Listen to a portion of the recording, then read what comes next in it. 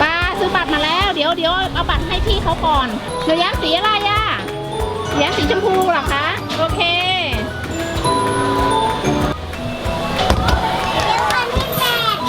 ค่ะหนูยิ้มสีม่วงเดี๋ยวคุณแม่ไปรออยู่ข้างนอกนะคะบอกมือทักทายด้วยนะระวังตกนะ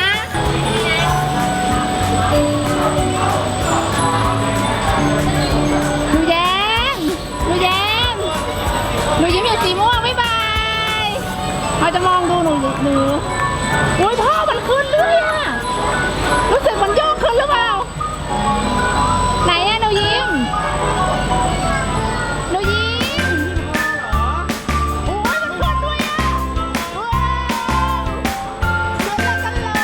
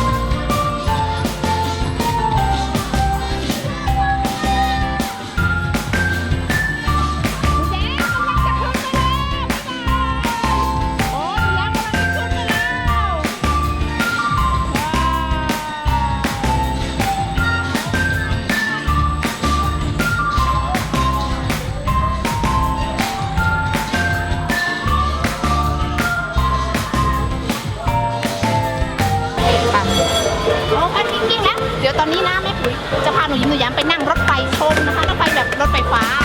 ตอนนี้นะเรานั่งอยู่บนรถไฟฟ้าแล้วเดี๋ยวเตรียมตัวนะไปแล้วไปแล้วเดี๋ยวเขามาแดงนั่งด้วยดีกว่าสระว่ายน้ำด้วยอุ้ยฝั่งนี้มีน้ำด้วยอ่ะนี่เลยมาดูแล้วหนูแย้มอุ้ยแล้วเห็นอะไรอ่ะเขาล่องเก่งกันเหรอตรงเนี้ยอุ้ยนี่ไงที่เขาเล่นกันก็จับเสื้อไว้เพราะตรงนี้คือมันไม่มีที่รับอะไรเลยนะเราต้องดูแลลูกด้วยอย่ายื่นมือยื่นหน้าออกไปเยอะเกินไม่งั้นจะตกพี่หนูยิ้มเล่นเมื่อกี้ไงพี่หนึ่งยิ้มอย่าเล่นเมื่อกี้ไงระวังมือตัวเองบ๊ายบายเลย